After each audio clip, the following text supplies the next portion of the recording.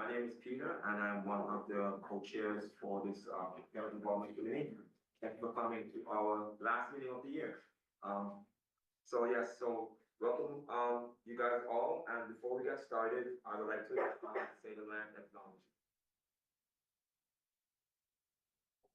The Durham District School Board acknowledges that many indigenous nations have long-standing relationships, both historic and modern, with the territories of our school board and schools called Players. Today, this area is home to many indigenous peoples from across Turtle Island. We acknowledge that the Durham region forms a part of the traditional and treaty territory of the Mississauga and Sugar Island First Nation, the Mississauga peoples, and the treaty territory of the Chippewa Georgina Island First Nation. These are the ancestral and treaty lands that we teach, live, and learn. I'll go with my co-chair. So now onto agenda. You just like motion forward to approve the agenda. Okay. Ashley is gonna second that. Okay. Moving on. We would now like to welcome some new members to our committee. Our trustee representative for 2024-25 is Stephen Linton. Stephen has been a part of the Parent Enrollment Committee historically. Welcome to that. We also welcome Shailene Canillo as our trustee alternate. In addition, we have filled some roles that were vacant. We welcome Chris Zaras as our North Secondary representative, Catherine Taylor as our new Oshawa Elementary representative, replacing me, who was voted as a co-chair. And we welcome Jennifer McLaughlin as our CF representative. We are pleased to have you all join us, and we are looking forward to working together throughout this year. We would also like to share that our treasurer has been appointed for 2024-25 year, and we welcome Saifa Hassan to the position. This role will be a key part to our program subcommittee. And just to put into the space as well, we have Michelle Arsenal, our outgoing trustee representative, and we thank her for her support last year. She's here to share some other information moving forward, but thank you. Didn't know Stephen or Shailene if you had anything that you'd like to share or say hello. These are now in person. Before you were always online, yes. So it's nice to be back right with everybody in one space. So thank you both for joining us. Yeah, I won't chat long, just nice to meet everyone. Very excited to be here, though I'm just an alternate. I wanted to come tonight and introduce myself. I am excited to work with PIC. You are a new committee to me, and so I'm looking forward to learning more about what you do, what you're advocating for, how I can be of support, and amplify what you're working towards. So very nice to meet you. Thank you for having me. Thank you. And moving on, we would now like to welcome some of our assistant leads from departments within the DDSB who are here to share some information with us this evening.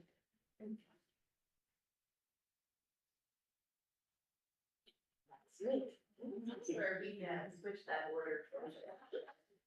Yes, sorry everybody if the agenda is slightly different. I do have another meeting that I do have to go to, and for those who are new, my name is Michelle Arsenal. I was your representative before. I will be around, so I'll still see your faces. But tonight I just wanted to give some information about a wonderful committee that I work with as well. I have the privilege of working with that is very close to my heart.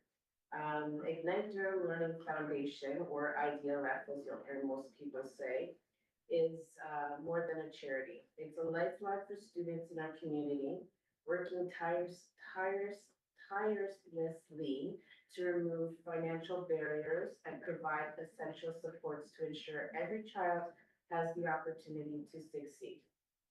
As the Durham District School Board's charity of choice, IDLF serves our students and their families in multiple ways, empowering them to reach their full potential. This year we've had a big We did our strategic plan just recently, as you can see up there, so these are our new pillars for this year. The impact, stewardship and cultivation, as well as visibility. Are new for this year. I think they only went into play less than a month ago, but if you get a chance to, either go on to the Ignite side, either their Facebook or Instagram, there's more details about ways that you can also help. IDLF does lots for our students, through our generosity from our donators. They take care of things like food programs, like our breakfast programs in some of our schools, food hampers for the students and families that need it, snacks in classrooms. We did this year, a luncheon, for some of our students, as well as a breakfast for the entire school. So those were some fun things that we also did, and we hope to do more. This food is a very important source, as everybody knows. You know, it is hard for a lot of families. And we want to make sure all tummies are full so they can be, our students can do well in school during the day. And that also takes care of, for some of our families, winter clothing, such as warm boots, coats, mittens, during the harsh months of winter, our long, cold, harsh months of winter, so lots of outdoors outside. Some of our kids, you know, they're not fortunate to have always the gloves to keep you warm, so we're happy that Ignite, helps those families so that they, you know, we wouldn't think that having things like socks and a scarf, but there are lots of children who don't, and Ignite does provide a lot of that, for some of those families. During the summer, we also do, backpacks. They're full backpacks or empty, just depending on the need, but there is a backpack drive every summer or just before the start of school, which was very successful this year. Students can pick up everything that they need, including a lunchbox inside, and water bottle inside, their backpacks. Ignite also provides bus passes for the older kids, our teenage high school kids who need education centers or extracurriculars and even employment. Who may not be able to access a bus pass at all times. One thing that is new, or new for me anyways, is that they also assist students with their college applications. So they're all helping them make sure that they are funded for the programs that they're looking at, and guide and support them for their future post-secondary schools that they'll be going to. Like I said,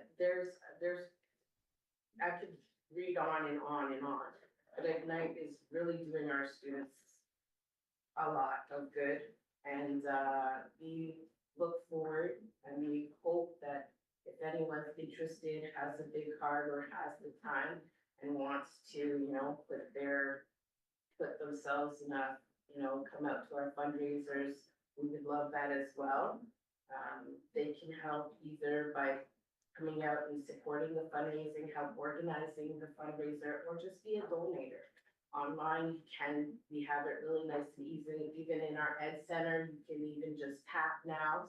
You don't have to look for change in your pocket, you can tap 5, 10, whatever the denomination you feel comfortable with. One of our we have a couple current ones going on right now, which is our Choo-Choo Train that goes to schools for breakfast donations of cereal and granola bars and those things that go to a school every month, as well as we have Hope. I'm looking right at it. It's our Hope Guide. So we have some families who have specific wants for their students, for the children in their households, things that maybe their parents can't buy them, or maybe they're just common things that, you know, they just want to make sure they receive for the holiday. You can go to the gift guide, and you'll see where the needs are, and you can click that and donate if you would like to donate. And that's pretty much it. Ignite is very, like I said, it is very dear to my heart. People that I work with on that committee are also people who are very passionate about helping the students of Durham.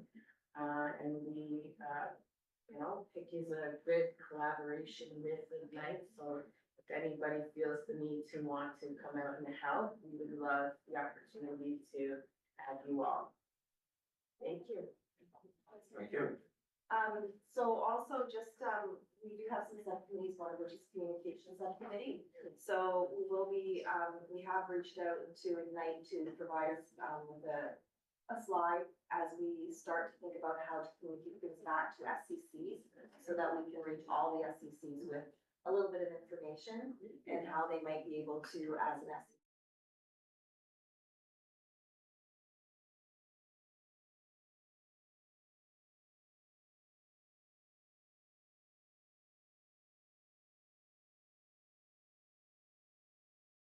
I love that. Thank you. Get through your chair, essentially just asking. I would, as a principal, it was a receiving school around a lot through Ignite Durham. Maybe it's why we sat beside each other, maybe it wasn't the chair.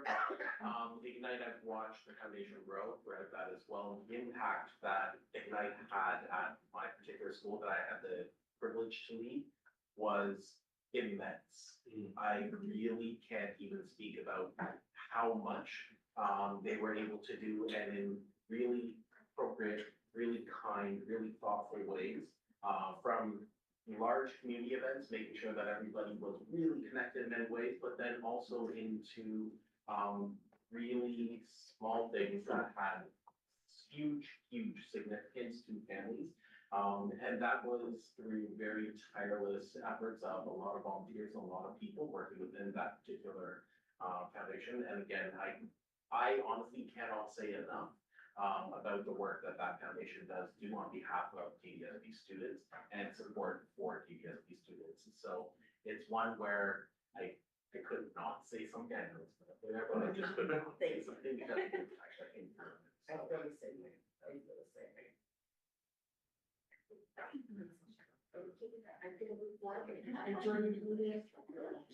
Thank you very much, Michelle, for that wonderful. I'm definitely looking forward to seeing it in real life.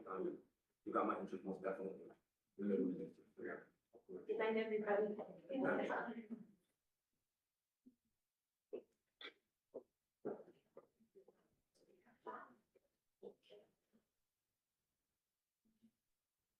So we have Miranda here today. She's also help support with her subcommittees, but just coming to share a little bit from, we had some questions last year. We brought in some information around that. So this year we had some information about our literacy and language from our lead, Brandon Lewis. Hey everyone, I brought in a whole lesson and I realized that people online can't actually see me, so demo lesson, I might still try to do it, but that's okay. Where to start? So the language curriculum from grades 1 to 9, I put 1 to 8 on there. 1 to 9 was actually updated in 2023. And I gotta say, there's been a lot of learning on my part about all of the changes and things that we're learning about how the brain learns to read. And the things that are important to teach within the classroom today so that children can read. And we know the importance of, reading and reading development for key success in all of our learners in the future. And so the curriculum is really, the revised curriculum describes a lot of the knowledge and skills that students need to learn in order to be good readers, right? To be receivers and understanding of the language. So I'll break down like the different strands and just give you a little bit of a background of the 4 strands. There are 4 strands. Before the previous report card was broken down into reading, writing, oral communication, and media, and now there's just 1 strand. It's not 1 strand, it's 1 grade you see on the report card now, but it's 4 strands that are contributing to that grade. And so one of the strands, I should say, literacy connections and applications. And what that's about, students have an opportunity to make connections between reading, writing, and digital media, so that they're able to apply those skills and put that knowledge in everyday life, right? We're receivers of the media regularly. So being able to build our understanding around media, its impact and how to, I guess, be critical about the media that we're taking in on a regular basis. Focusing on skills that, that are so important in our world, such as collaboration and problem solving.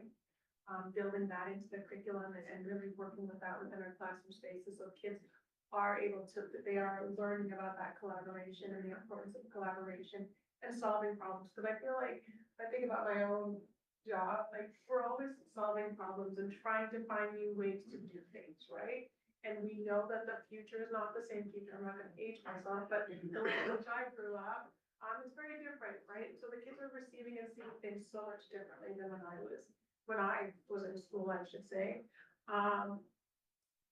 So that's a little bit about strand A. There's a lot more to it. I'm just giving you some brief pieces, and you can, of course, find this on the curriculum. There's a parent section in the curriculum that walks you through all of these things. There's also the foundations of language. So new learning for me, here's where that new learning comes in. So reading is not actually a natural process. I feel like, I know for myself, I actually just learned to read. I think I was reading from 3. But that's not the same for everybody. And so it's not natural. And so we have to recognize it not being natural. Oral language is something that is hardwired into our brains, and building oral language is so key and so important.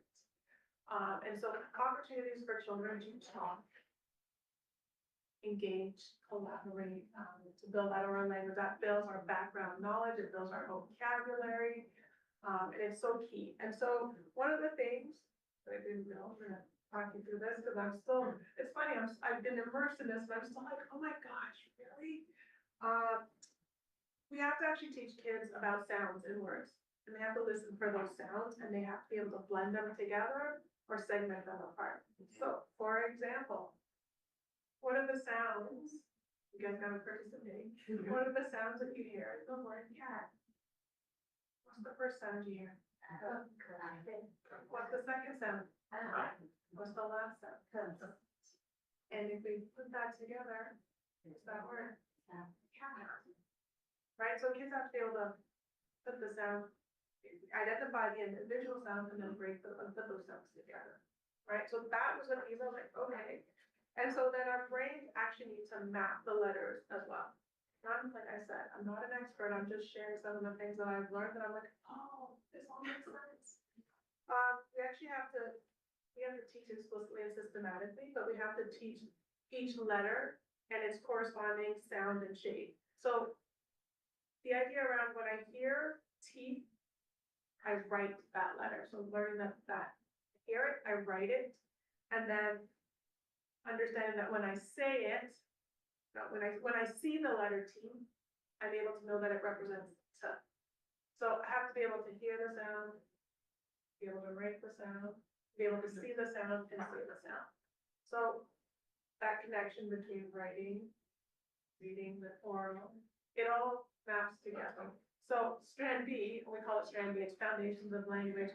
Students are required to discover relationships between sounds and letters in written forms in the earlier grades.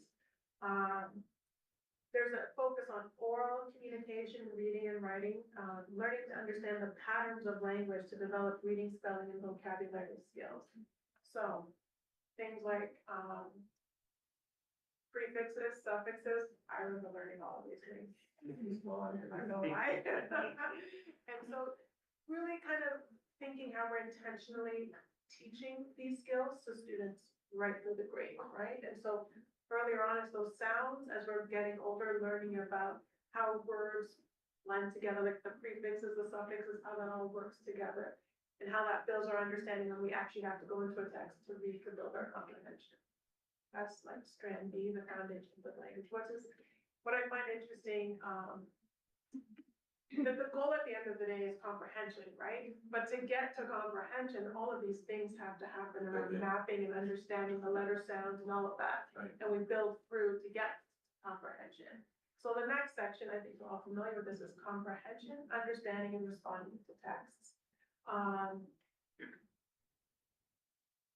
So I guess with understanding, so the different things, there's different text forms, there's different genres of text, being able to talk and comprehend, so using those comprehension strategies, For example, I know not everybody online, I'm showing a book.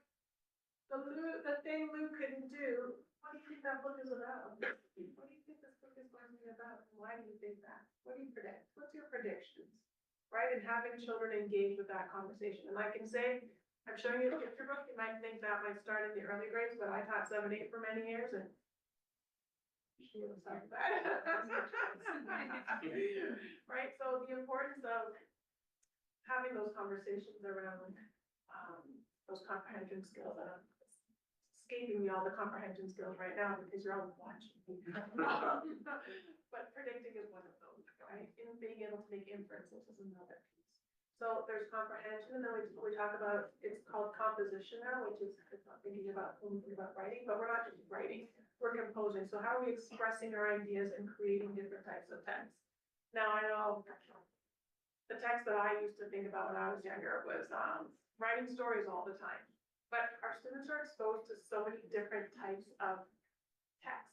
That includes the media pieces of it, that text. So text comes in so many different forms, and we have to recognize that, right? You know, learning, part of that composition, learning how to gather information to create their own text. Building the skills to use the writing process by drafting, editing, and proofreading their own work. All of those things are so critical and so key. And so the curriculum has been revised with those 4 areas. And so when you're in schools and you're with children and hearing, it's one mark based on those 4 areas. It's not just one thing, it's all of them together. They all have to work together to make sure our students are reading and comprehending so that they're able to be successful as they mature. What else do I have in there? On the curriculum, now, here's a question. Do you think because there's a new curriculum, the way in which we support our children at home are going to be different? No. You're still gonna read with your child.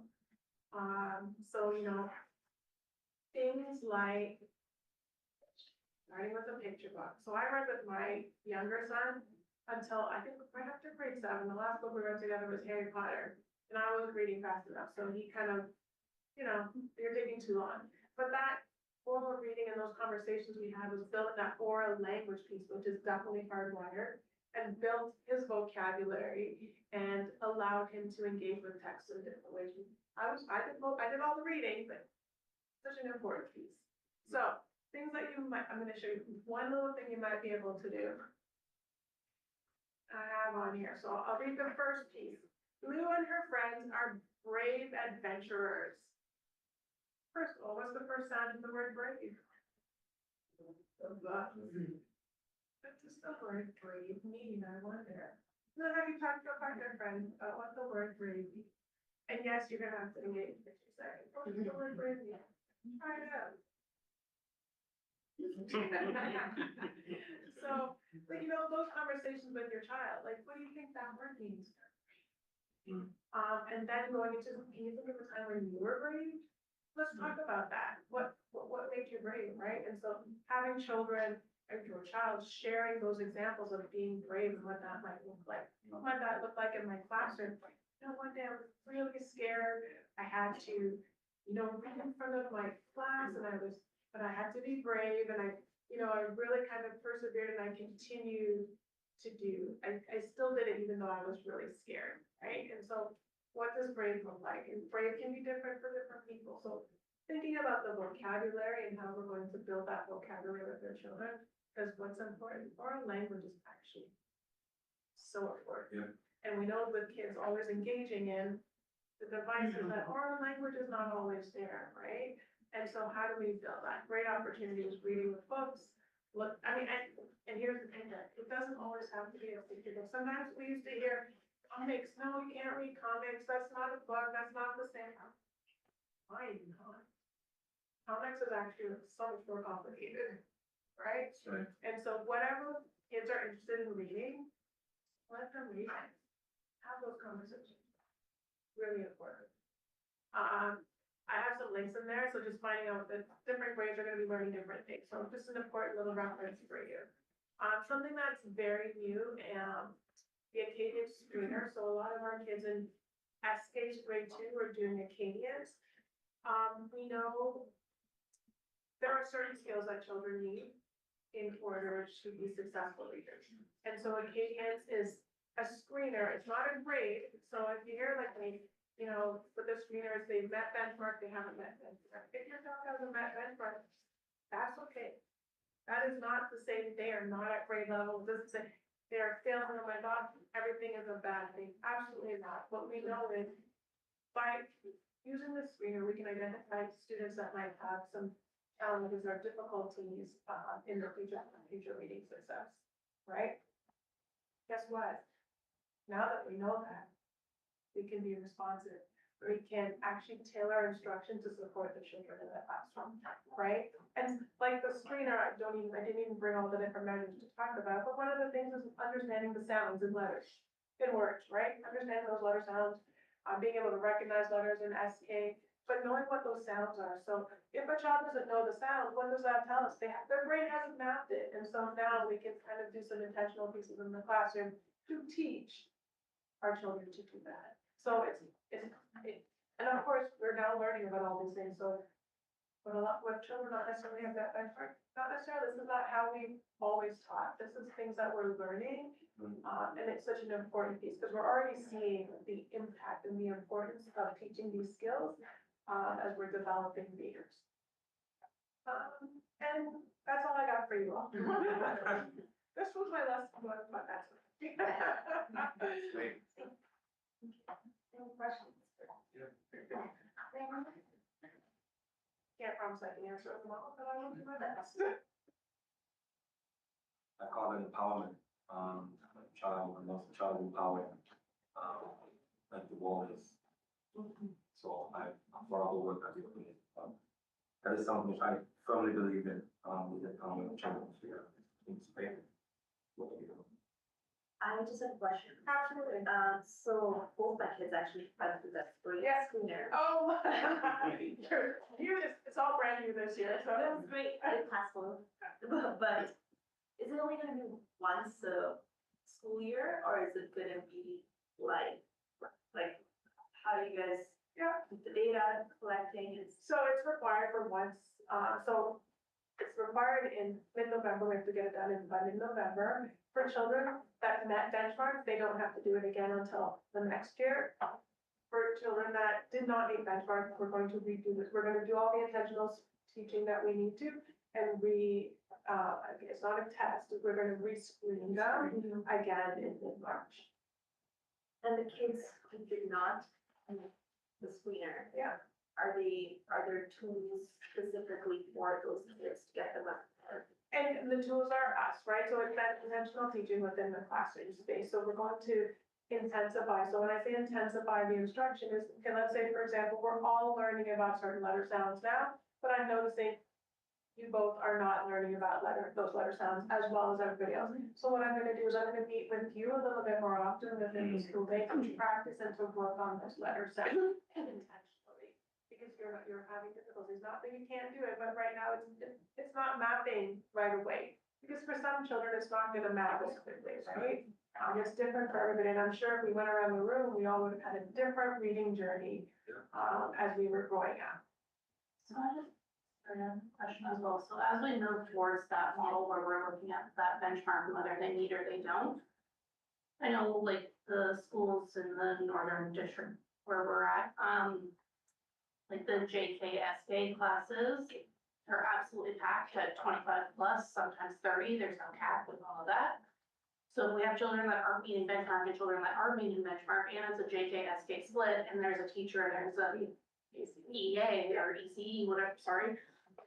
How are we allocating time fairly to meet the needs of these children that aren't meeting benchmark and the children that are meeting benchmark? Like, how are we doing that with 2 people in the class with 25 plus kids at different levels? So I think it's still about thinking about all of our learners, right? And so differentiating the learning, ensuring that we're doing a universal design, so we're thinking about who our learners are and how they learn. Whole group is gonna be whole group instruction, as we've always done, and there's also gonna be small groups. So when we're thinking about the need benchmark, we're thinking about small group instruction. So as we've always done, I'm gonna pull this group of students and still work with them while the other kids are engaged in different activities. It's not to say we're doing anything different from before, we're just focusing on these particular skills. So there's still going to be that small group instruction. Some of them I pull with child quickly, like specifically in kindergarten. Mhm. It might be for like 2 seconds, like 2 minutes. I know they don't have the sound. Oh, let's talk about this quickly as we're walking down the hallway, as you're going, right? So it depends on what the skills that they're learning and where they're at. But that small group, intense, and when I say it could be twice a week, 3 times a week, it could be a meeting with every day.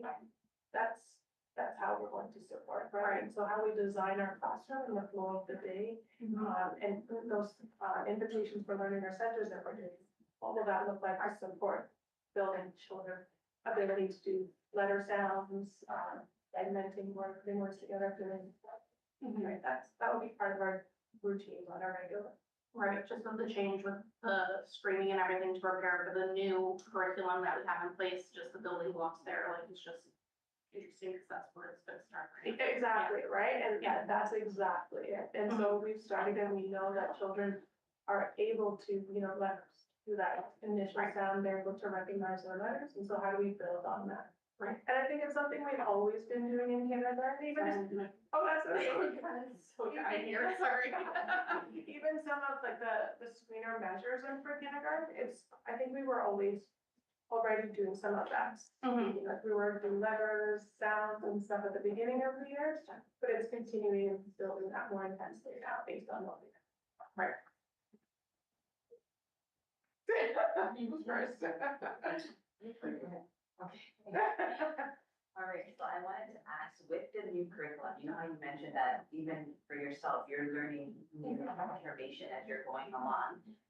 How are we ensuring that teachers are having the same, experiences to get the knowledge that they require in order to provide the instruction in their class that coincides with the updates to the curriculum? So last year we started that conversation. We had every school, we were able to have a literacy week. We had a lot of that information and we met every couple of months to build that learning and to build administrative learning as well. And so that was that first phase. We started also training around screening and what that meant last year. And so we're building into this year because we know it's new, like implementation is not gonna happen like that. Yeah. This year we have literacy specialists that are also working in schools, and we have our KDE facilitators who are also working alongside educators, along with PIC facilitators. But what's great, we've got release days that are happening, and so schools have opportunities to build the learning in the areas that they need. I know some schools are doing some specific learning around literacy, and that new curriculum, how they're gonna be implementing and using the data to support the learning within spaces. So those are the phases that are starting. So there's opportunities for people to do the learning. I can't say it's gonna be as perfect and it's gonna happen right away. I would love to be like, do a little think of that. Everybody right away has all the knowledge they can to help all students on a regular, perfect student, curriculum. It might happen in a few years when we have a chip, but I watched too much Outer Limits when I was a kid. So I'm just gonna put that out there. Okay, I have one more question from a parent perspective now. If we, how you said for the, I think for strand C, when you're looking at, strand C and strand D, when you're looking at comprehension, you're looking at the writing process. Yes. As a parent, if you see your child coming home with a product and you don't see the process, what steps should parents take in that? Like, how we're supporting, parents are to support their kids at home as well. But if you're not seeing it done in the classroom and you know that it's expected as part of that writing process, how do parents handle those situations? And it's so hard to say, like, there's a tangible thing to show a process, right? Oftentimes that's conversations and observations that are happening within a space, right? You can't, seeing a process is messy. It's not just one thing. Yeah. Right? So, that's an important conversation. Hey, starting with your child, hey, talk me through your process. How did you get from here to there? Yeah. And really honoring those conversations and observations. We always have conversations with our educators around, what are you noticing as you're going through the process? Where is he falling apart so that you can help him with that, right? That's it, because process is messy. Yeah, It's not linear, right? It's non-linear. Yes, Yeah. and then it's different for everyone. And so it's hard to quantify that, but seeing that there's growth from here to here. I think is the important, right? So even, I always start conversations with my child, like, because sometimes I was like, how did you? Sometimes I couldn't connect the dots. Couldn't connect the dots, but that's an important piece. So thinking about what's happening within the classroom space, you know, asking where their strengths are along those pieces that they're noticing, when I'm talking to classrooms, and then kind of thinking about how you support that.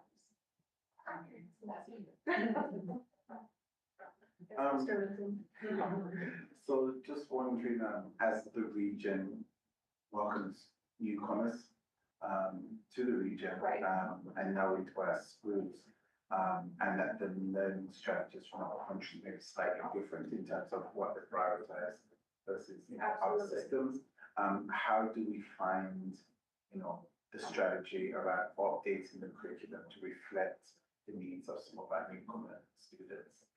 I think the curriculum, what I really like about the curriculum and the changes that have happened is it talks about that. It talks about people's lived experiences and their identities and how we bring that into the classroom. So I may choose this as a book to start, because we're mapping, and so what's great for our newcomers, they're starting that whole process of, we're learning that the importance of the mapping of the brain, and so oral language, how we're building it into our classroom, how are we using, whether it's pictures, words, to help them start to map that process of the newcomer, but we also have MLL coaches within our school spaces that are also working alongside and understanding the new changes to the curriculum and how they're going to be implemented within the space.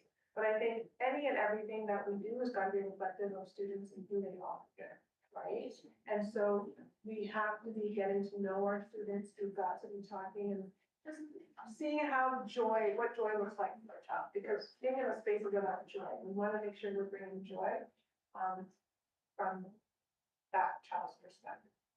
And so I don't have one right answer for you, but I think it's building and understanding what our children are. Sorry, go ahead. I just have a follow-up question. The literacy specialist that you touched on there, my understanding is that there's some across the board, there's opportunities identified at certain schools, and then those people are deployed as resources to go and support certain classrooms to support the literacy learning alongside the teacher and the EA or that is in the classroom. I'm just wondering if there's some information available for parents as to how those opportunities are identified, what creates that identification process. Is there an opportunity to weigh in on that? Is it solely based on screening or test scores or something like that? I'm just wondering if there's a resource that can be shared for that.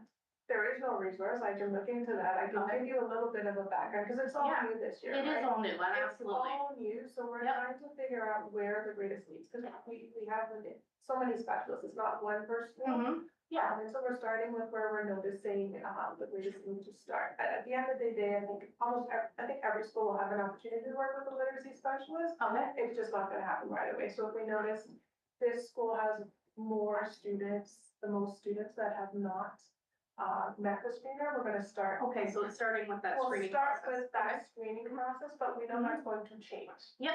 Right? Yeah, that starts somewhere. Yeah, so that's where we're starting, so we can we really wanna make sure that, you know, we're being responsive in that term, but we know that it's not just about the screener. So that's where we're going to start, because it's new and we wanna be able to start, and we want everybody to have an opportunity though, so everybody will have an opportunity to work with a specialist at some point. Yeah. And we also have the K-8 facility, which also are the resource that we're going to be able to work with educators around just understanding the process of screening and those skills that are needed and how we might use those skills within the classroom, within a holistic space, it's not just about the measures and the skills, Yeah, but how it works with everything together. Perfect. Okay, thank you. I just want to highlight on some of the interdepartmental work that happens again with your team as well. So we have facilitators across multiple departments in many different ways. So my instructional facilitators and student services, they're seen as one of those resources as well. So we often look at it as what is that layered approach that really kind of best fits schools and how are those supports layered in? So it's not just siloed with one particular group or one particular part and look after something where again, mine is very, very purposeful in terms of that collaboration and looking at where it is. And even as system leads, we are extremely purposeful in how we collaborate and how we work together as well. And also how we are making sure that facilitators are receiving the same language, they're receiving the same training, they're receiving a lot of those same things. So that is that layered levels of support that we're looking at within schools as well. So there isn't necessarily a magic formula that really talks about who accesses what, but it's that layered support, and schools are receiving lots of different support in different ways. Yes. And certainly from a ministry perspective, they've always used a term like called priority schools, where it does look at different factors that we get, which is around socioeconomic factors as well as achievement factors. So those are some of the things that play in, but those can also shift. And so we see shifts of different resources going to different schools depending on what the needs are at that time.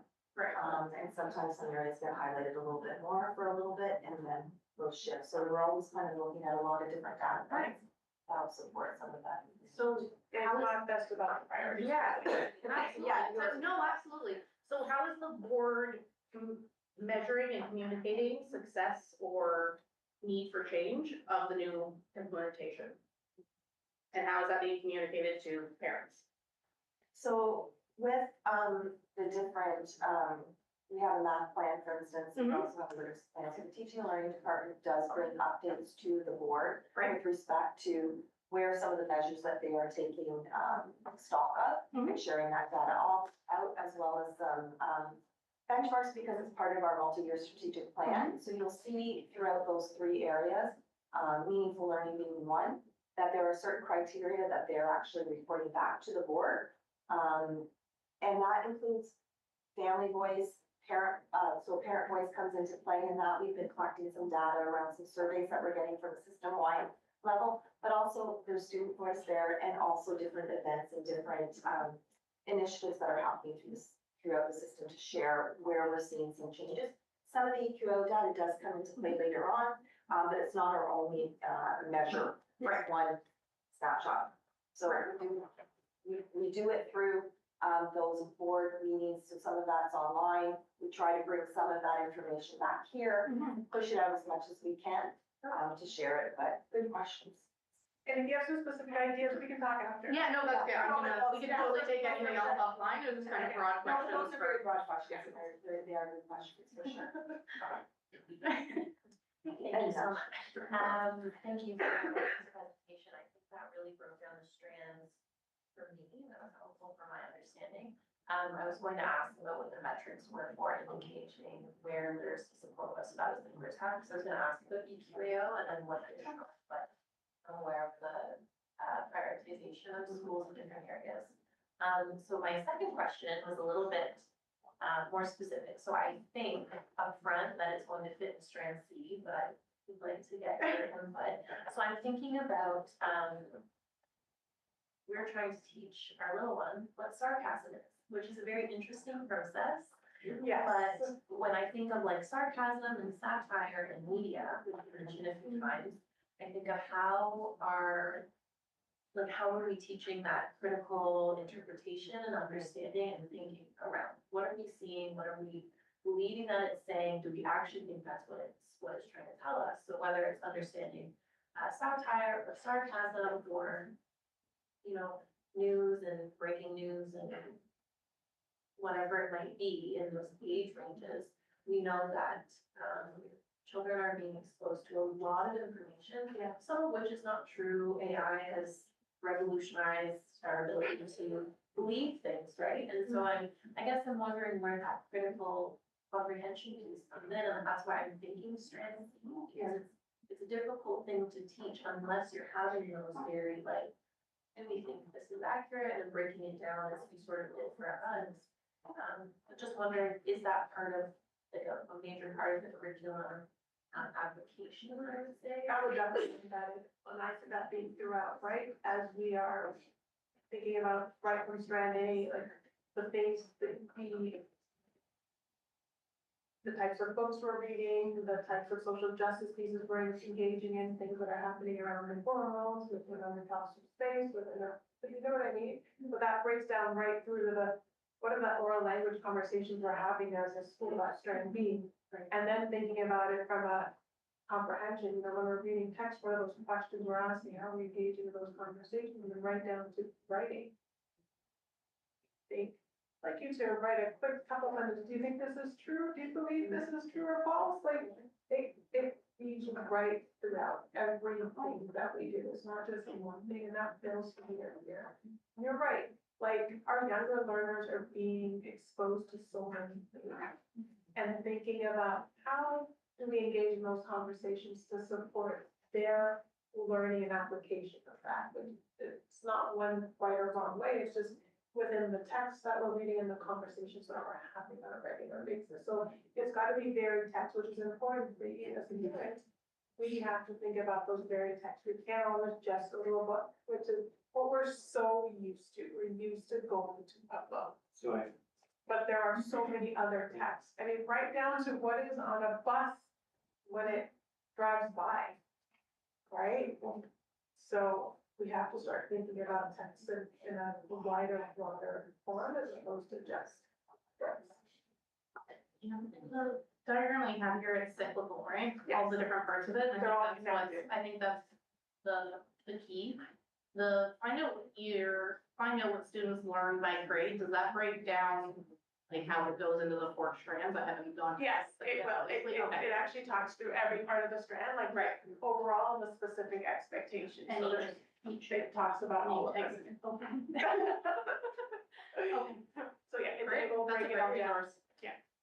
And you'll see there's so many things on supporting your child's learning out. There's games, like card games you could be doing to do that. Like there's Yeah. so many yeah, things. Be curious with your child, talk about day-to-day situations and ask questions. Questioning is such a critical piece, right? Because the way that you ask questions will elicit certain responses. Right. Speak to your child in another language. Languages are also an important part of their identity. So thinking about that critical piece. Share the joy of reading with your child every day. And I love to read. And so for me, my child, as he grows, every day we would be reading something. And like he became quite an avid reader. And I had to let go of this because he's like 21 now, but when he was younger, he would read books, he loved books, and then all of a sudden I was like, you're never reading, like what happened? He's like, I'm reading on my phone all the time, like, Reading I was a like, shipping, yeah. I was like, and then he talked about reading media, and I was like, oh man. But I think what's important here, look for a variety of materials your child will enjoy reading. Stories, poems, graphic novels, song lyrics. There's so much creativity and so much depth in songs, Yeah. right? Magazines, comics, online media. They want to be on this, take advantage. Find the online media that you can use to have conversations around, right? And that's where you think about some of the critical pieces. They wanna watch TV all day, hey, all right, I'll get you, let's stop talking about what you're watching. Why do you think that character did that? Right, what do you think's gonna happen next? My daughter struggled with reading, and one of the tips that we were given was to put the subtitles on the TV. She loved to watch TV, Yeah. so put the subtitles on the TV, and then she would read along with it, and it really helped. Yes. Cool. All right, that's all I got for you guys. That was great, yeah. Thank you. That was, yeah, Excellent. excellent, engaging, very, very engaging, sure. Now I have a whole bunch of questions for you to recover. You know what, you can always email me with all your questions, that's fine. I'm an avid reader as well too. I mean, I'm a firm believer of reading, and I think that's how we learn, but it's the. Okay, so, on to Connor, who from the ISS department. Yeah, thank you so much, Nick, as well, for having us come out, and just be able to talk a little bit around inclusive student services and what that looks like within the DDSB and how I want to do. So I'm gonna take you on a little bit of a journey, ultimately focusing on who we're serving, then ultimately kind of in a way that how we serve, and then ultimately who is doing some of that service as well. So when we look at the DDSB, we are 80,000 plus students right now. Within the ISS, or Inclusive Student Services Department, we have students who are accessing one or more services, with about 15,000 plus students who are accessing one or more service at this particular time. We service all 136 schools. We have inclusive student services teams at each school as well. And that ranges again from Pickering to Oshawa to Beaverton, right? And looking at all those layers. And when we think about what some of our general commitments are, and how we move forward from there, we understand that each student has their pathway through education. So that's why when we think of many paths to success, that's actually pretty critical when we start to look at that. Each student has their pathway and how they're going to be moving and navigating throughout the educational system. We really want to think about how we're always fostering independence, how we foster success for each student, and what that really looks like for each student. And we always want to think about what those intersecting identities are about each student and what those intersecting components are to each and every student who is within the system. And we always start on an asset-based model. We always want to look at what a student's interests are. So for those families who do have a student who is being supported through the Inclusive Student Services Department, and you may have an IP, you may have noticed a shift that happened last year in terms of some of that documentation, where it used to just be strengths and needs. We felt it was critical actually to be able to focus on interests, strengths, and needs. Because let's face it, when we know what interests the students, then we know how we're going to be serving towards them. And then we can actually start to focus on what the strengths are. And then we can start to look at what some of those learning considerations actually are for that particular student and how we're moving towards that. And when you'll hear me say students so often whenever I talk about what we do, because so much of what we do is focused and centered on these students in particular. And working with one particular student is working with one particular student. There may be general strategies, there may be things that we do across the system that we may have general implementation or suggestions, but the way that happens, today could be a day where we are really focused on being monster trucky. And then there are other days where we are really focused on wrestling. Then there are other days where we really want to focus on LOL. And all the wonderful things with that, right? And for each student, it's very, very dependent because when we focus on those interests and look at how we move forward, that's how we nurture their growth, that's how we nurture their development, and that's how we lead in. When we think about how we work with families and guardians, oftentimes one of the first kind of entry points is with our special education resource teachers, with conversations with classroom teachers. And then look at what that broader conversation is. And we do want you to encourage to everybody that when you do have those questions, when you do have those things that you wonder, ask them, please. Like we really, really want people to mean it and ask the questions and to be able to be part of this because again, you are the experts on your child. You know your child best, you know your student best, and we always need to be looking at that. And again, you are a valuable partner in that process. So when we think about inclusive student services, a lot that we do as a department.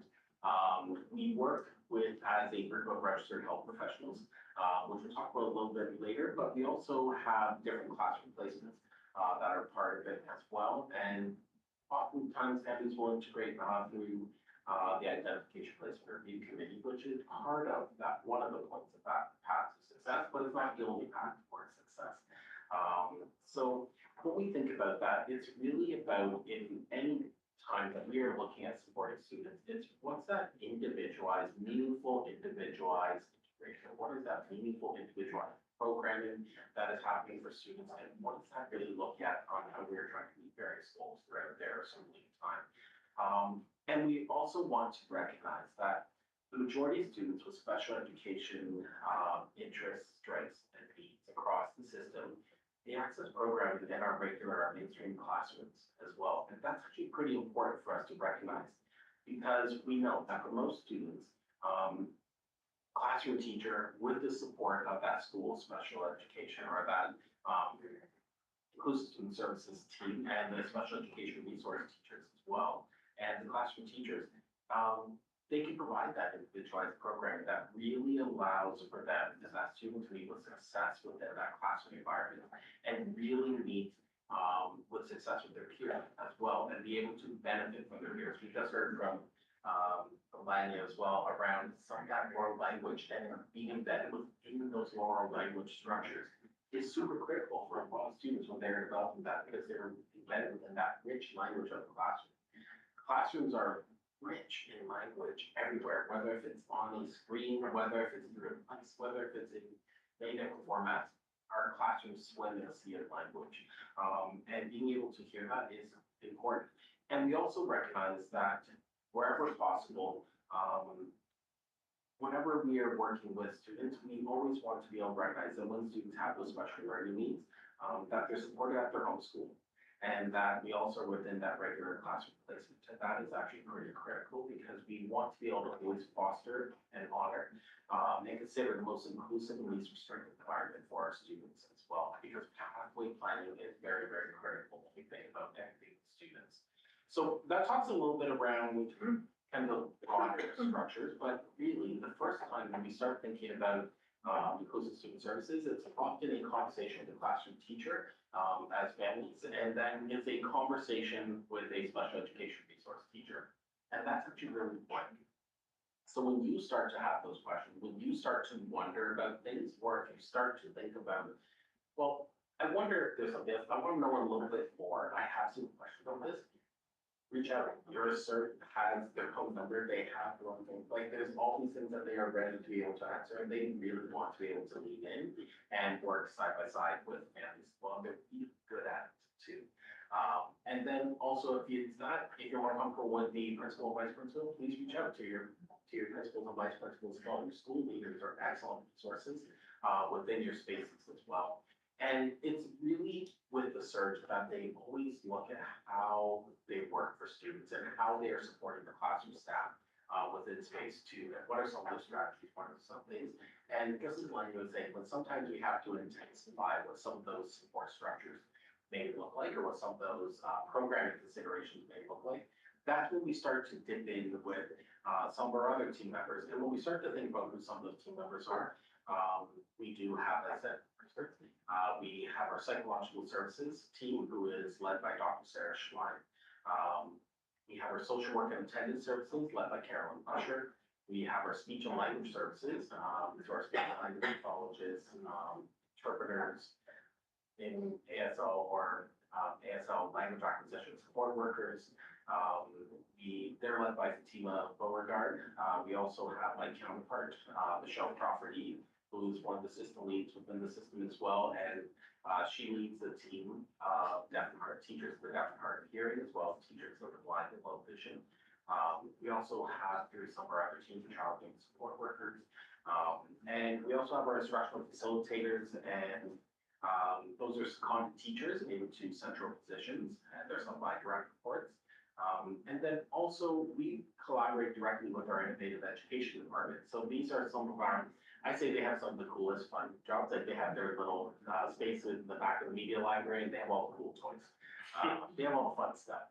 But one of the things that, and I can say that with a big smile on my face, but a lot of what they do is they're really focused on, so how do we make sure the technology, how are we making sure that things are working side by side?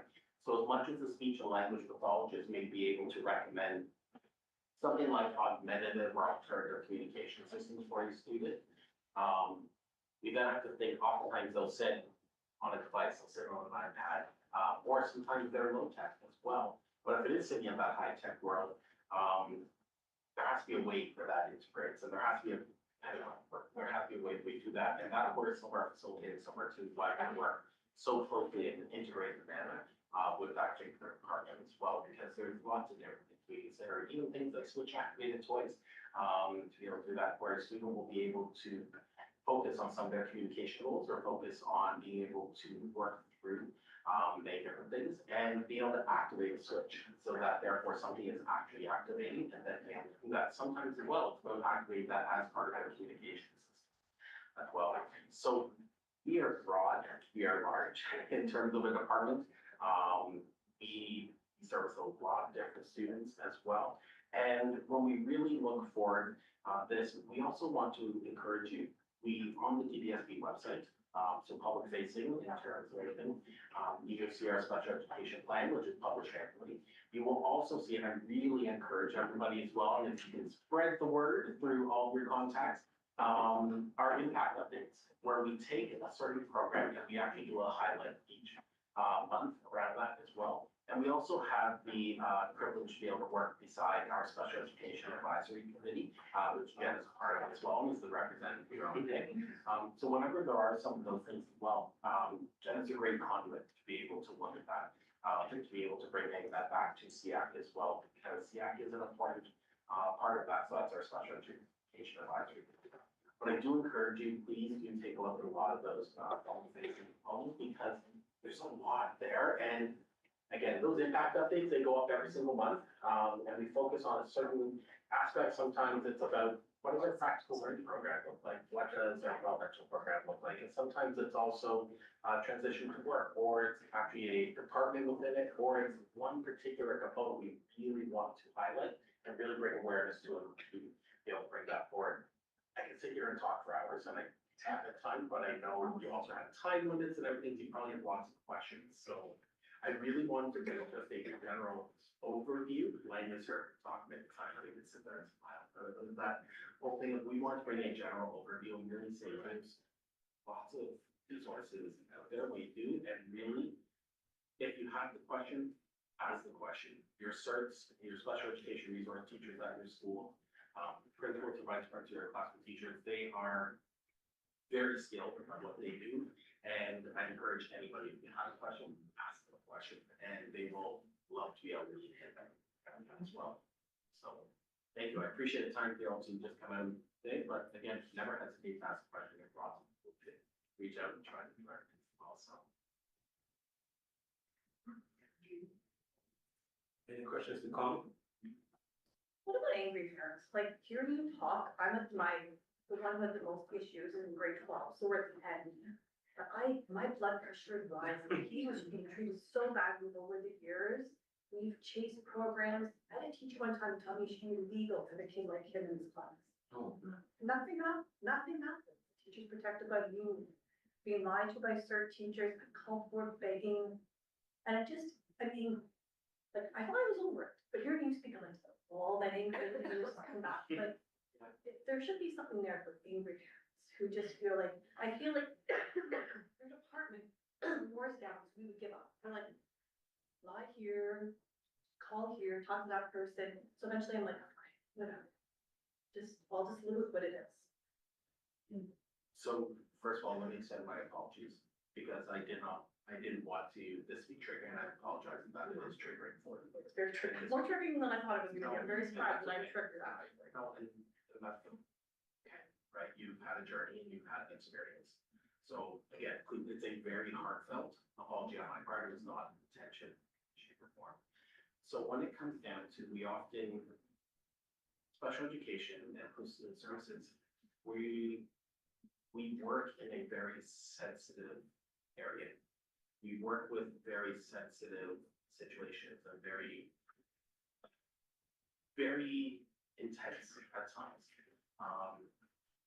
I will say, again, publicly within this as well, there is no way that any family should ever hear a statement like it should be illegal for your son to be part of this. And I will stand beside that in terms of that statement. That's not something that families should be hearing. That's not something that we condone within the DDSB.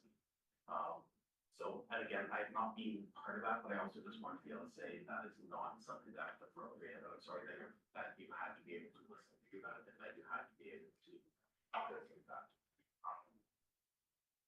Special education, there's lots of passion that comes with this, and rightfully so.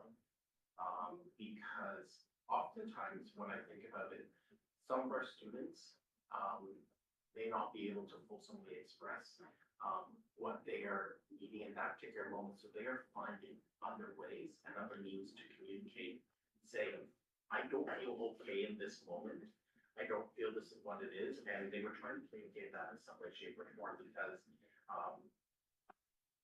we weren't necessarily able to pick up on that. That's something where that obviously brings out passion, because families send their best student to school every day. Families send their student in, they expect their student to be cared for, and they expect their student to be taken care of. And when you say something around that as well, you can always reach out to, like, again, whether it's Michelle, whether if it's myself, whether if it's my superintendent and your colleague or your family school superintendent, your family school system lead, if I'm saying like the doors, please don't ever hesitate to be able to reach out in that sense, but it sounds like you have less time. There's some of those other things we consider, but I do think that it's a hard thing sometimes, and I do talk about the families who do want to advocate, do advocate very fiercely for their students, and I do think there's nothing to say wrong with that. It's just more, you just have to, we always look at how we can find those conversations where it is. So it's more we say, so when a family is feeling upset or feeling that something isn't working correctly, your superintendents are always available.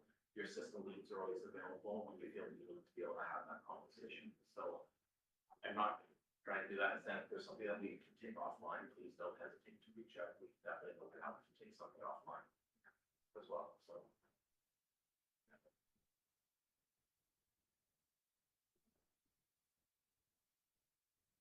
Yeah, and when I can go 5 ways to start, yeah, I'm all about having it's challenging when you are a parent trying to advocate for your child at the closed door. So I can understand that completely, and yeah, and continue to support, continue to encourage, continue to advocate, continue to know that at the end of the day, it's about your child. What your child, that's your child. So I'm all about advocating and supporting them in that regard. So I appreciate your piece there, Connor. I felt sir.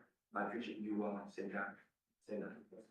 So thank you, and thank you also for sharing. I'm all about, even in my work, I'm all about brave spaces. So I appreciate you having the bravery and the safety to come down to bring that up. Thank you for that. Really appreciate that.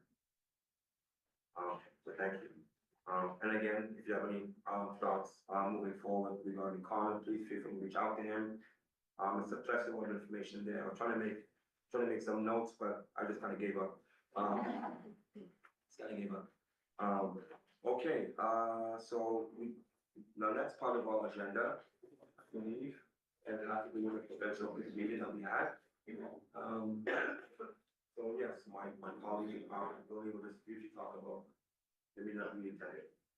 Yeah, so, I got an opportunity to attend the eventual meeting. It was very interesting, focused a lot on bullying. I just wanted to share just a high level stuff of what it was a very long meeting, but just what was discussed, and, I'm sure eventually they would be given notes on what was discussed. Basically, they gave us some online resources, and the one that was particularly interesting, and I think should be shared with all schools, is, it's called Your Child's Education. It's basically an intro to the school system. So especially people who have their first time kids going to kindergarten, this would be a very helpful resource just to understand how the school system works. But then the main focus was bullying, and they talked a lot about how the different resources available within the board and within the ministry to tackle bullying. There was also a presentation by Cybersecurity Awareness and Media Smarts Department. The cybersecurity presentation basically focused on helping parents and giving them tips on how to have conversation at home about bullying.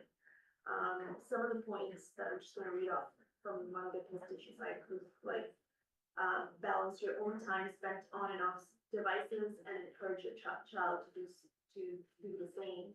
How to show them how to spot suspicious links, attachments, and requests on personal information. There's a lot of, deep information in there. Media Smarts also gave a lot of statistics about what's out there, and it was really eye-opening. But also, interesting thing is Media Smarts is available to do presentations within schools as well. So something if you want your schools to tap into, they have great presentations in different languages as well. And lastly, we were told to go into breakout rooms. There were various questions. The main focus was just trying to understand what the parents are hearing from their kids. So it was interesting to hear a different perspective of how parents have gone through these situations with their kids. And one of the main focus or complaint, might say, was the transparency and the lack of communication sometimes, which causes misunderstanding between parents and the schools, feeling that, oh, they're not taken seriously. But it was a lot of things were taken away from those breakout sessions, and I think they're gonna come back and touch those points again. But it was very informative. Yeah, it was. And I think Peter was in a different breakout room than me, so I don't know. Yeah, it was, and I think the takeaway for me as well, is the cyberbullying and just go reiterating that, the whole basic, you have to really know the child. I know not to predate myself, but we were outside as a child, we were never inside, and it might be the perception that you're inside.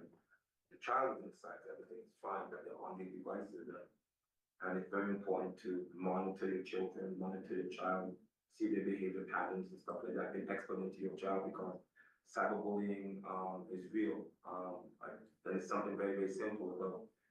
Something that girls and this person, and it's really, I'm amazed actually at the amount of information that children can access to on this device. Like, I'm amazed stuff like that, and having passwords for your children, seeing what and the children are very smart, where they have their own lingo, their own language. I mean, when I respond to my child when texting, she doesn't respond to me. I respond. I don't understand what he's saying.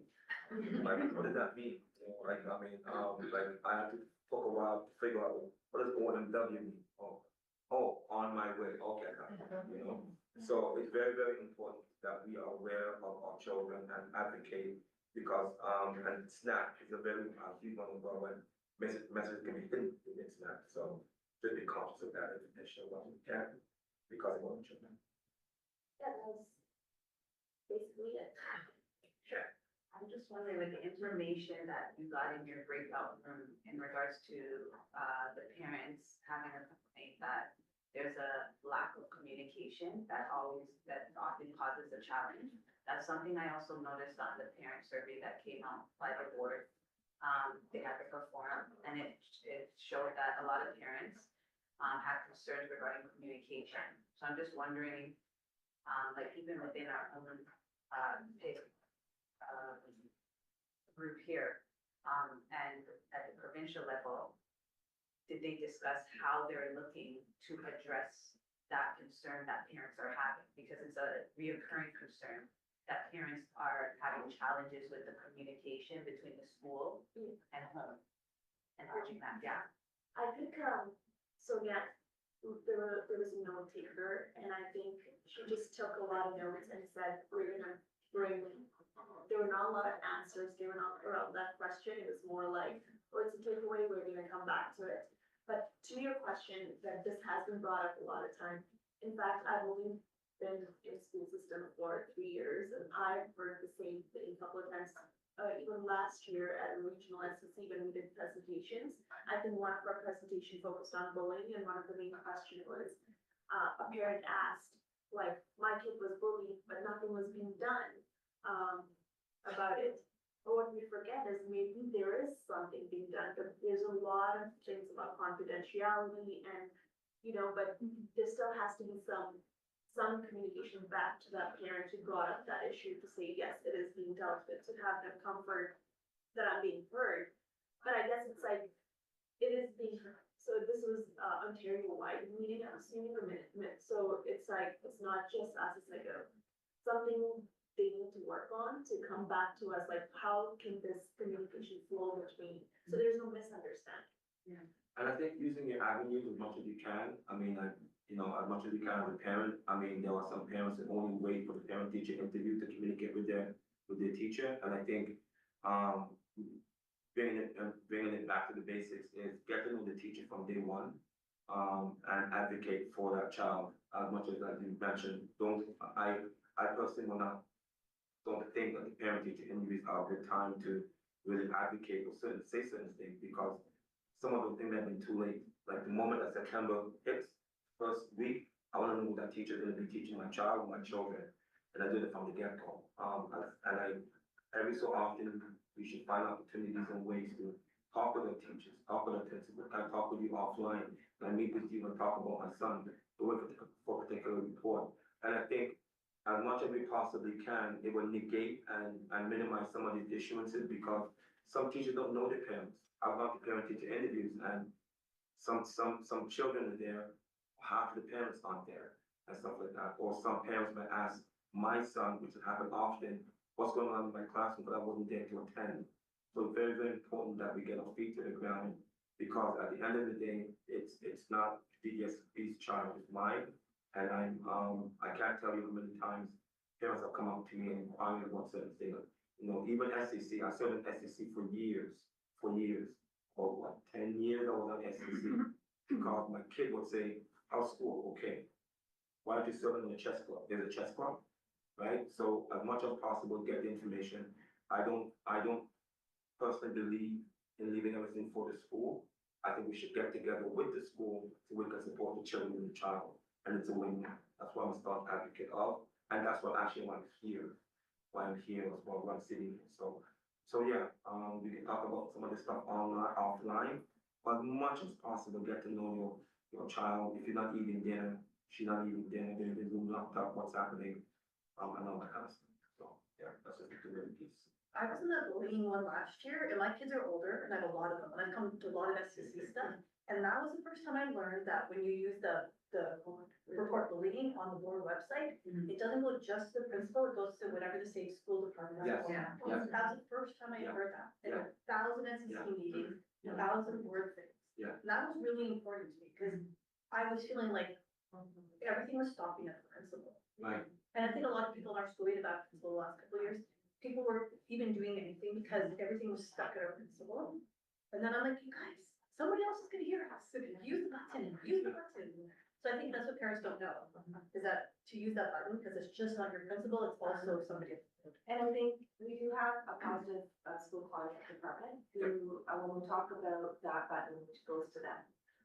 But they also do a lot of work at schools from the perspective of education for the school community in general. So what some of the things we were talking about, finding out from the schools as to whom they've had in. So we have different facilitators even from there, when we talk about facilitators that come into schools and different programming.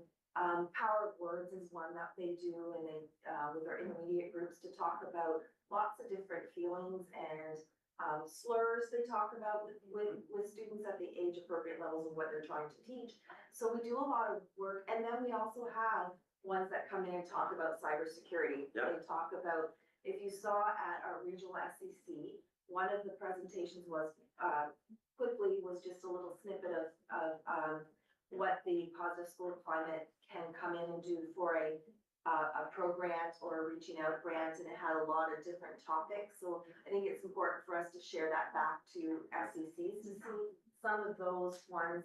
That was a particular presentation last year that we had, that people could come in and get some information, but there's so much that can be direct, like specific. Some schools have a specific issue going on at that time, the particular cohort of kids, and then the next year it's something different. So it's that learning cycle as they move through about being kind, respectful, and supporting one another in a collaborative space and collaborative community. So those pieces are also happening at the same time.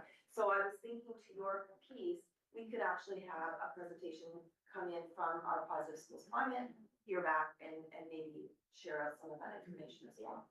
And just a 30-second blow up regarding the breakout room that I went to that. For some reason, not for some reason, the conversation was about vaping in the washroom.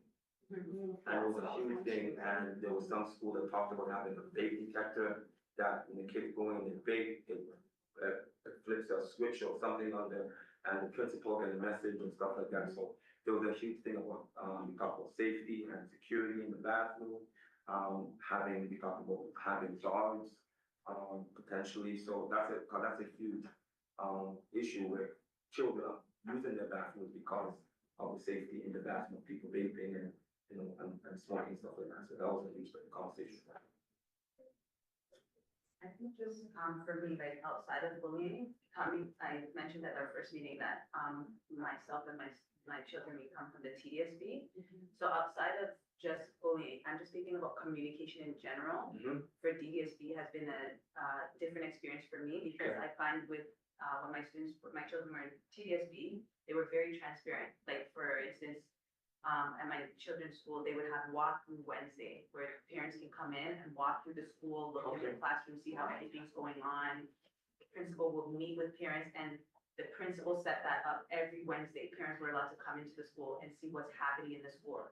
So regular updates, even like a regular school newsletter.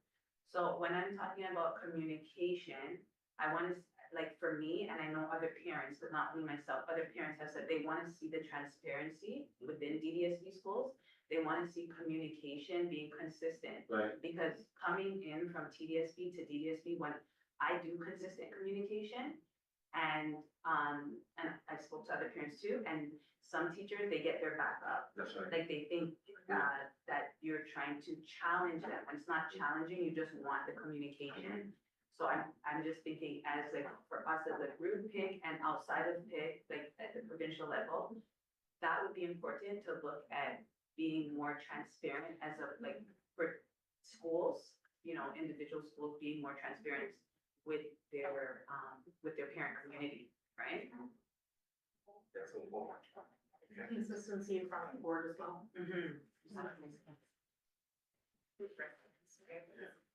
I really appreciated, you know, what you were saying about, needing to, well, one, the top of the advocacy, but I had a little bit of a reflection while we were talking, and I think something that, I can't speak for Linton, but I will kind of speak for Linton. Something that we drive home quite a lot in our board meetings is this communication. Yeah. We have to communicate the expectation to staff, to the director, of what we want to see because it helps us do our role, our job. And from the perspective of parents, it's the same argument. We need to communicate what you want to see so that you can essentially do your job. Your shift starts when you come home, right? But I also think too about something that I think is unique about our board composition this time around is that so many of us are so embedded in community, whatever that looks like for us. So many of us come from cultures that are multi-generational, and it's your neighbor down the street is also your auntie, and that might be who picks you up from school, and that might be who cooks you dinner one night because your parents just don't have the capacity. And then as you were speaking, I thought of how are we also capacity building outside of this group and outside of this board group, right? Because I think there are parents out there who can't show up, right? Who can't show up because they are trying to keep roofs over their heads or they're struggling in their own right. And the past couple of years have been very unkind to a lot of people and a lot of families when we know that. And so it's how are we as a community building that village around people and it's helping them out. I'm really good at system navigation and advocacy so much so that I'm sure at times my fellow trustees don't love that because I tend to shake things up sometimes, but I know that's a skill that I have. And so anytime where I can, you know, eliminate that barrier of advocacy for someone else, I'll try. But then likewise, we have the chair who is phenomenal at building relationships with people. She is just a ball of yarn. And so that is a skill where I lean on her a little bit more too, right? And so I'm wondering in this space that outside of our respective schools and within our communities, how are we building capacity for other parents to help that along too, right? That's a great question, and it may sound like a politician when we say like, you know, we time for that, but I think when I went to the, just to briefly share, when I went to the week that we had, as Candace mentioned, we had some regional SCCs, and I was speaking to some parents at the one at Fort Perry, and I said that you as a school can support in the sense of, kind of saying, one person was saying, well, there's, you know, people up north and all that kind of stuff, and I said, well, you may have to think outside the box, you know, are you having an SCC meeting on a particular day when there's Eid and no one is showing up? So you have to be able to know who your community is, and when you have those communities, and then you bring the parents together, they will talk and stuff like that, and all of that. So are you and I was even, and one person, it's a great idea, suggested having an SCC meeting, for instance, because it was in farmland. And having on this farm, on a Saturday afternoon, have a watch party. And she thought it was a great idea, where the parents can come in the barn and watch this particular, event. So my thing is that schools sometimes can't support community capacity building because some of us around this room can't do that well ourselves. Some of us need support. And I think if the support to schools can get behind the parents, then some parents can, let me see, girlie, can you pick up? Because that's what sports do. Like when you go to a sports and you enroll your child in hockey or basketball or something, you immediately engage with that parent because on Thursday night, for instance, my son kind of picked up. So girlie may pick up my son. We did it very easy in hockey or basketball or lacrosse or whatever. So some of these techniques we can do in the sports system, but in the parent realm, we don't. So schools can really support that piece because now I'm sitting down next to Stephen or whoever, and I can relate to him or her, and we can create those community buildings. So I think schools can help. I really do think that school can help, but it's a big task. It's a big task, no doubt. And putting into the space, we do have a few subcommittees we're gonna briefly talk a little bit about. One is have a little bit that we're working towards on some of those pieces, so you can stay tuned a little bit. That's a perfect We'll get segue. to that in a minute. Go ahead. Okay. So now we invite our PIC subcommittee leads to share some information and updates. Our first part is communications.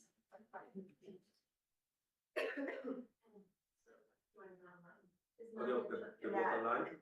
Or you're Nadia, joining online? Okay. yeah, so Nadia, are you able to speak to, this subcommittee? Sure. So hi, everyone. We have just planned our first meeting, so the thoughts that we have here are preliminary. We're looking to kind of streamline how our outdoor signs are utilized at different schools to make sure families are having consistent messages. We're also looking at whether we should be utilizing more digital forms of communication like SMS messaging, and also kind of re-examining the traditional newsletters and to see whether it's the best option for families. From what I've heard, Frank has worked on that committee along with others for a while, and it would appear that the uptake or the readership is not what we would like to see it as. So we're revisiting that and looking at ways that we can make communication better. And you can see the team members for that subcommittee. So after our first meeting, we'll be able to provide more information. And putting in the space as well, just the conversation I had earlier where we're going to try and do a little snippet that will go out to schools, to SECs on a more regular basis from the PIC committee. So there will be all of you who are representatives of your areas. We're gonna do a little video to say who you are. And we're going to be sharing that with the actual SEC, just to give a name and face to their representative for their area. But then anything that might be happening that often goes through schools, but we're giving it to the principals in a quick slide deck. So they can share it at their SEC. If they don't meet monthly, of course. So if it's every 2 months, they can merge the slides that are most relevant to them. So upcoming events, things that are happening in the community from other areas, and trying to streamline that communication as well, so that the SEC can just, for those chairs that are running those SEC meetings, they'll have some information that they're able to provide. So that's another piece of communication that we're going to also be trying to streamline, so that our messaging goes, and we found, when we get to the other piece, we found how much that made a difference in one of our events that we had, so. Thank you so much, Nadia.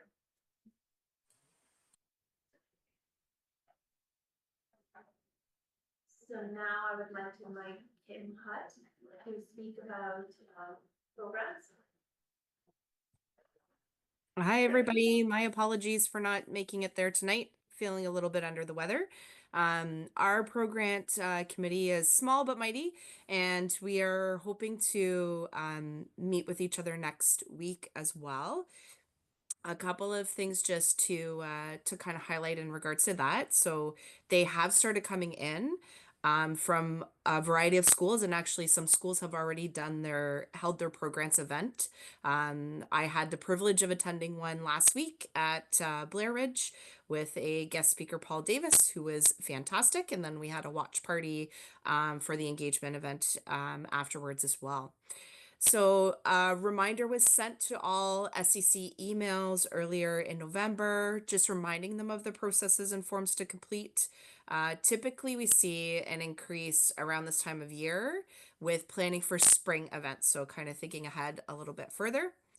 We're in the process of reviewing applications as they get submitted to ensure that the schools can begin running events as soon as they are able to.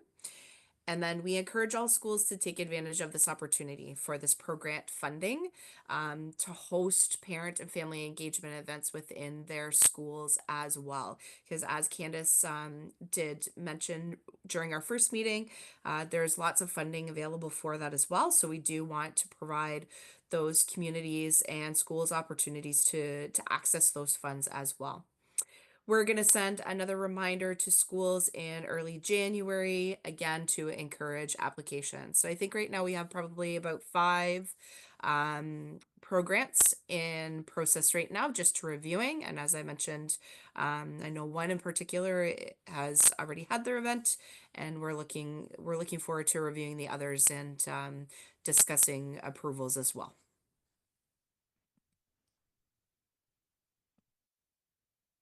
Thanks. Thank you so much. So moving on, now we can get some update on the engagement speaker series by Charmaine Lawson. Yeah, Charmin's online too. Hi, Charmin. Hi, good evening, everyone. So glad to be able to join you and join this great committee. Been listening to, very intently to all of the conversation and looking forward to joining you in person at our next meeting. So like some of the other subcommittees, we are setting up a time to meet next week or in the next couple of weeks to talk about things for the speaker series coming up.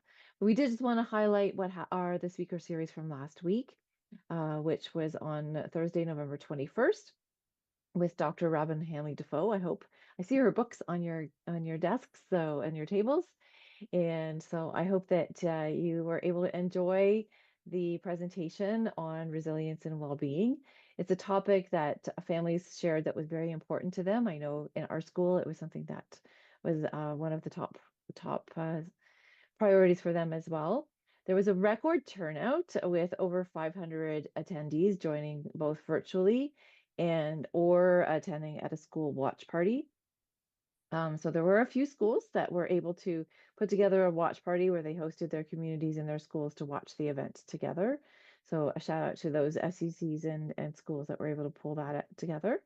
The presentation was very well received. There were many questions at the end of the presentation and many messages of thanks for the topic that she spoke about, including some of the post-survey responses where 100%, you don't see this in a survey very often, but 100% of the respondents said they would join a future speaker event. 100% of respondents said they were very satisfied with the speaker.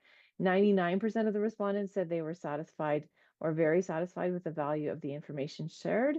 And 99% of the respondents said they were satisfied or very satisfied with the virtual format of the event, including the watch party attendance. So a great way to start the speaker series for this school year. The next planned speaker event is in January with Roland Achipong, and he and his team have worked together with many of our schools, including their in-school sewing program with students, which works to break stereotypes while inspiring and uplifting children. And his inspirational experience speaking event will focus on building confidence, inclusion, and equity. And once again, we encourage schools to participate in watch parties And just a note, similar to the last event, there will be notes coming out to put out for funding and refreshments, as well as door prizes to give away. It's a great opportunity to welcome families into the schools and connect with them. I did see a question from Chris there, just pop up on my screen as we're going through this. So one of the goals of the committee is to set up speaker series for the remainder of the year. So we have Roland in January and then moving into next year, so that exactly your question, Chris, we can have the dates set for next year by the end of this school year, so that schools and communities can plan their events accordingly. I know at our school um, we had lots of events kind of happening close together. So we're hoping that we can give that information to schools so that they can plan their year ahead. Thanks so much, Charmin. There's a question, are the engagement series recorded? Yes and no. It really depends on what our contract is with the actual speaker. So in this case, we weren't able to do that, but in some cases we are. So it really is dependent on what our legal contract is with them. I know that this one is going to have generated a lot of talk. If you didn't have an opportunity to see her, it was an amazing presentation. Yeah. And was those that were there were very, very engaged with what she had to say, with very practical tips and conversations of and hope, which was one of her big pieces throughout. She did have a handout that she did provide to those that were registered. That's something that we can share out just as a general topic. We can definitely do that for anyone who had not attended. And one of our communications piece for this particular event was pushed out through, it tells us a lot about communication. It was pushed out through our messenger, and then as soon as that happened, the numbers of registrations went up dramatically. So although we do try different forms, going through schools, going through SCCs, sometimes in some of these events, we have to push it out in different ways.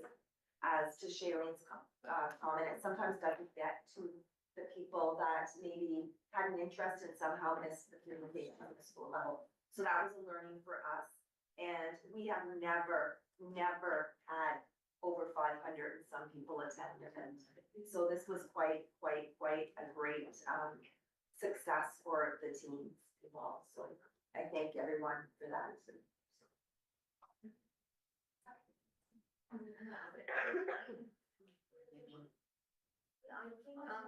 just because the topic is so much demanded nowadays, the wellness and resiliency, and I noticed the same book here. Yes. So that's why I think people registered a lot. Right. And it was amazing. I personally attended this event, and at the end she shared a handout and with all pictures and the coping strategy. It was amazing. Yeah, so we'll share that back out. Yeah. What I said to others is this is like her first book, right?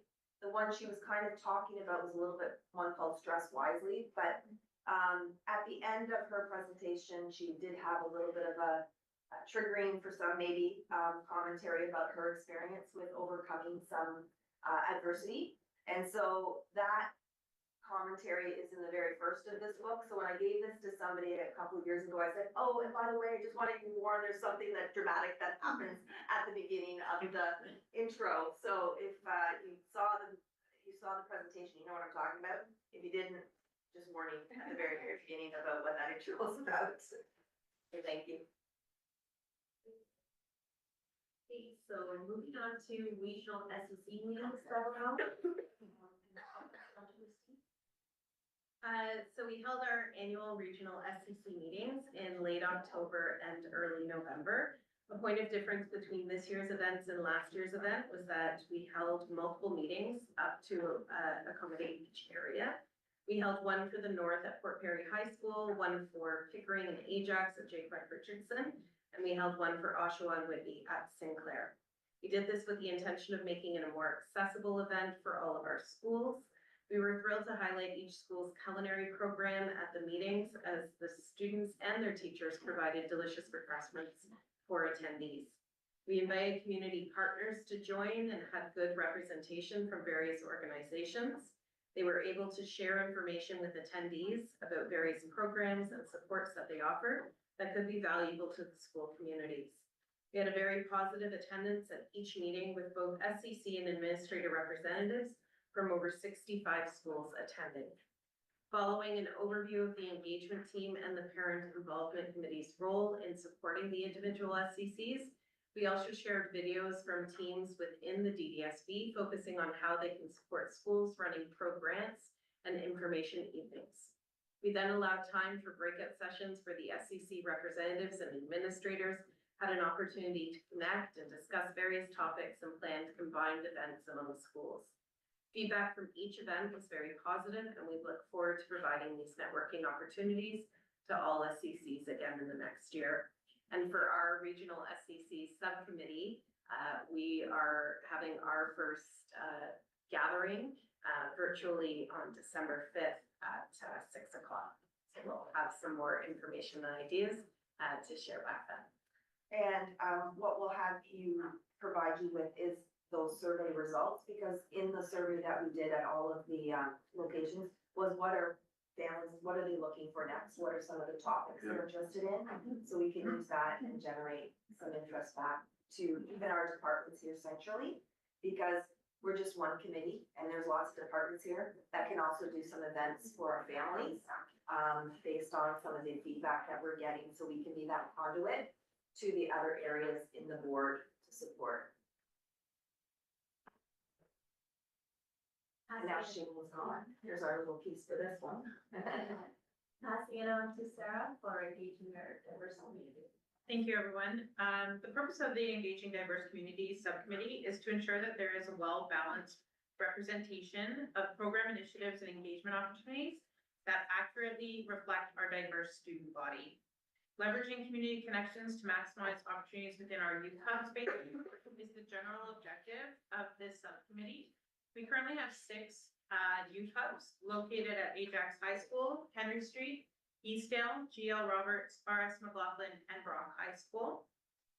What we're going to be looking at, though, is whose voice is not at the table. And with that, we're going to be reflecting on that, be intentional, and listen and learn to implement and bring forward new voices. The EDC subcommittee is comprised of staff leads and the community and partnership specialists, staff members and parent community members. Responsibilities for our committee will include surveying their respective communities to determine the needs, engage with local organizations equipped with to provide programming and engagement opportunities for students and families, and leverage their networks in those communities to establish working relationships and partnership opportunities to meet the needs that exist there. Lanny and I will be the co-chairs, but we've got 6 subcommittee members. We will be sending out a welcome email to those on the subcommittee by the end of this week. And Candice, as you were mentioning the survey results for the SEC, I think those could be something also that would be helpful for our community. Absolutely, and I think, and I'll have Nicole weigh in on a few things because she helps support Nicole Brown helps support these hub spaces, and so that you understand a little bit about the hub spaces. The ministry supported a community connectedness of some spaces within some of our high schools. There's lots of different programming for youth that occurs from a lead agency in these hubs, but there's a lot of times where we're able to provide other opportunities, not just for our students, but also for our families.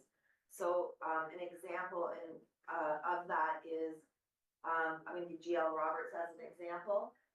They host some birth certificates and social assurance number workshops for families to come in to get those things done, because even from our all of our students from our grade 8s in Canon go there as well to get their SIN numbers before summer break so that they can actually get jobs. So some of these pieces and trying to move some of the barriers as to why people are having a challenge maybe with getting a birth certificate, building people there that can get through. Sometimes it might be a language barrier, it could be all sorts of different reasons.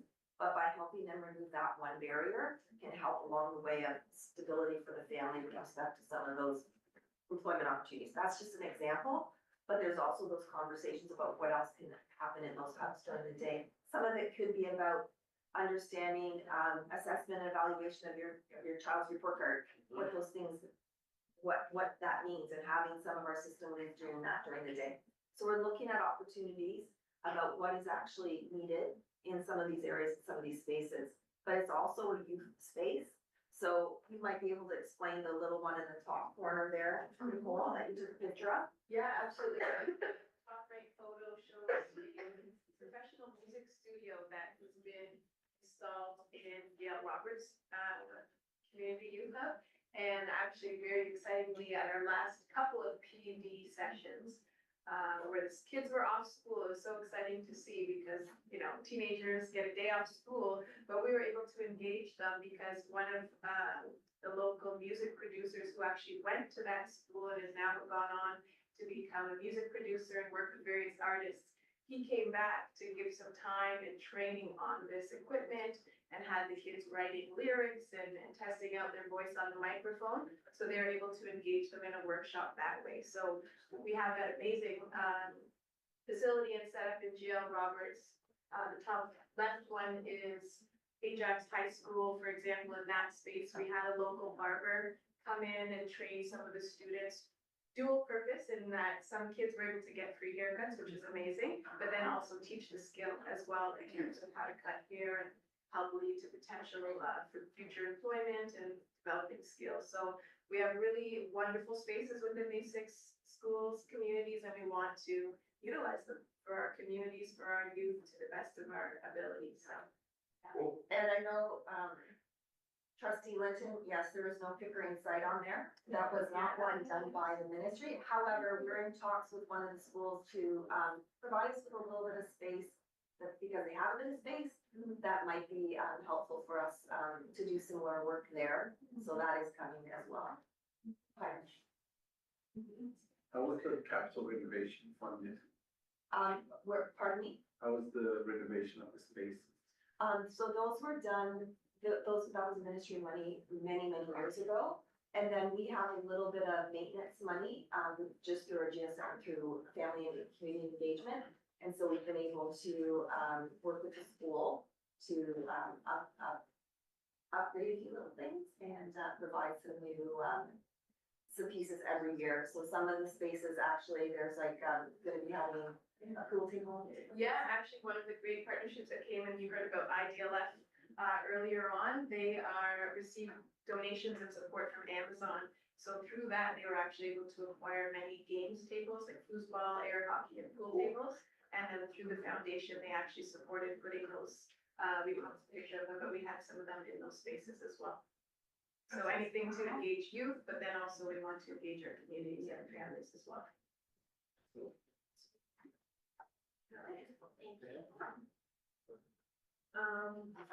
Just moving on, and our upcoming meetings are Tuesday, January 21st, and Tuesday, May 27th, 2025. And I don't know if we have time. No, I don't think if we had time, we had time that you could meet with people that were in your committees, but I don't think we really had as much time as we thought we would do. But, we want to close out with a, goodbye to someone who's been a big part of our, PIC community behind the scenes. So Louise Lucas is going to be moving on into a school. She's leaving us. And she's been amazing. She has.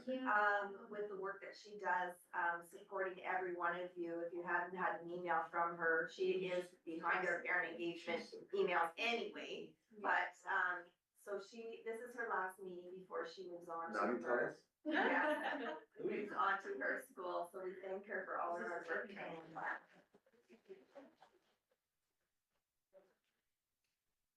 I personally want to thank you, Louise, for all the support you've given me over the little while, and the encouraging word and email and just your kindness. So I personally will miss you.